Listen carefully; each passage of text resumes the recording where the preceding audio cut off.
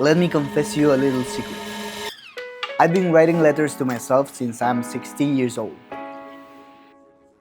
And it's something that really helps me put things in perspective. But what I found curious just the other day was that all the entries that talked about sensible topics, such as the fear of death, dealing with anger, or even remembering anecdotes that made me feel just miserable, were always written in English.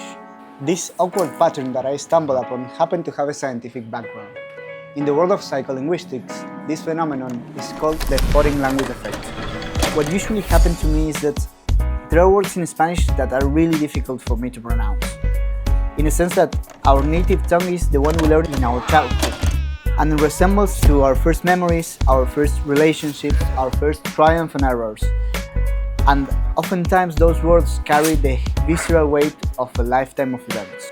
Words like miedo, angustia, tristeza feel really hot, whereas fear, anguish, misery even are abstract concepts in comparison to our native tongue. What do I want to say with all of this? That learning a new language is not just a way to communicate to a specific culture or a specific ethnic, but rather a new way to convey meaning. Ludwig Wittgenstein said that the limits of our languages are the limits of our world, meaning that we cannot think about what we cannot name.